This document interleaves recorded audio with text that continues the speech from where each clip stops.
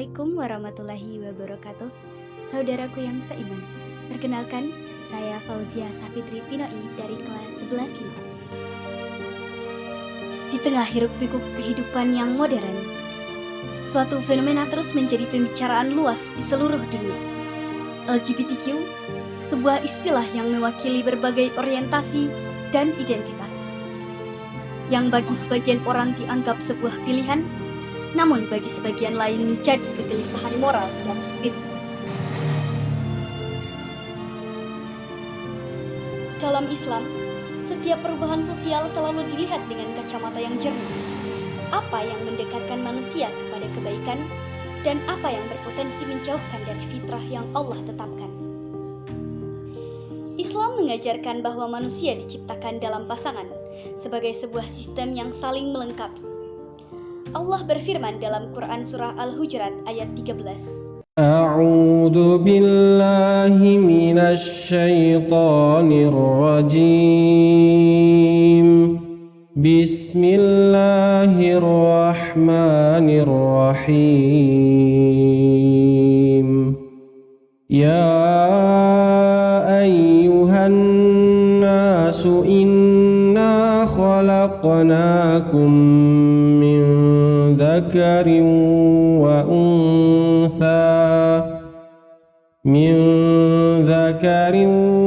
untha wa ja'alnakum syu'uban wa qabaila lita'arafu. Inna akramakum 'indallahi atqakum. Innallaha 'alimun khabir. Ayat ini bukan hanya bicara tentang asal penciptaan, tetapi tentang tatanan yang Allah tetapkan. Laki-laki dan perempuan diciptakan untuk saling melengkapi, bukan saling meniadakan. Fenomena ketertarikan sesama jenis bukanlah hal yang baru.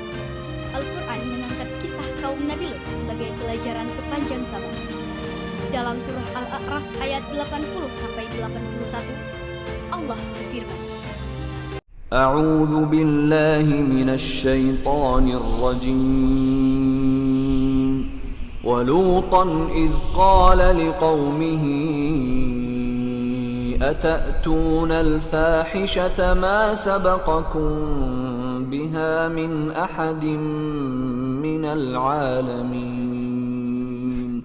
Innakum lata'tuna ar-rijala shahwatan min dunin nisa' bal antum qaumun musrifun. Al-Quran tidak menarasikan kisah ini untuk menghakimi, namun sebagai peringatan bahwa perilaku menyimpang dapat merusak tatanan sosial dan spiritual. Namun, Islam juga mengajarkan sesuatu yang sangat penting. Setiap manusia diuji dengan bentuk ujian yang berbeda-beda. Sebagian diuji dengan amarah, sebagian diuji dengan harta, sebagian diuji dengan kesepian, dan sebagian mungkin diuji dengan kecenderungan yang sulit diartikan. Ujian bukan dosa. Yang berdosa adalah ketika manusia menormalisasi sesuatu yang Allah larang. Maka, posisi seorang muslim adalah menolak perilakunya tanpa membenci pelakunya. Rasulullah Shallallahu Alaihi Wasallam bersabda, seorang mukmin adalah cerminan bagi mukmin lainnya. Kita diajarkan untuk memberi nasihat, bukan melukai hati, mengajak dengan hikmah, bukan menghakimi tanpa solusi. Di era modern, LGBTQ sering muncul dalam bentuk kampanye kesetaraan yang agresif, konten media yang menormalisasi, dan tekanan sosial agar semua orang menerima tanpa kritikan. Dalam konteks ini, banyak anak muda muslim yang merasa bingung. Sebagian merasa takut mengungkapkan pendapat, sebagian lagi ragu harus berpihak kemana. Islam memberikan prinsip yang sangat jelas. Iman dipegang teguh dan dijaga dengan baik, dan manusia dihormati apapun latar belakangnya. Ketika seseorang merasakan kecenderungan yang berbeda, Islam tidak mendorong mereka untuk dibenci atau dijauhi.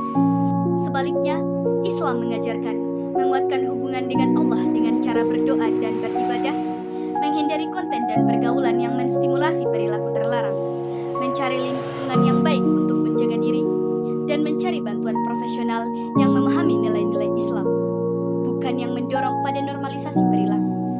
Sebab tujuan akhirnya bukan menekan seseorang, melainkan membimbing mereka kembali pada ketenangan yang hanya bisa hadir ketika hidup selaras dengan fitrah. LGBTQ adalah fenomena yang besar dan kompleks. Namun, Islam telah lebih dulu memberikan kompas moral yang tetap relevan melalui zaman. Bahwa manusia adalah makhluk yang dimuliakan, dan kemuliaan itu terjaga ketika kita hidup sesuai fitrah. Bahwa kasih sayang tak boleh hilang meski prinsip tetap harus ditegakkan. Pada akhirnya, kita semua sedang menempuh perjalanan pulang ke rumah Allah, dan perjalanan itu selalu menuntut kejujuran, kesabaran, dan keberanian untuk memilih jalan yang benar meski dunia terus berubah.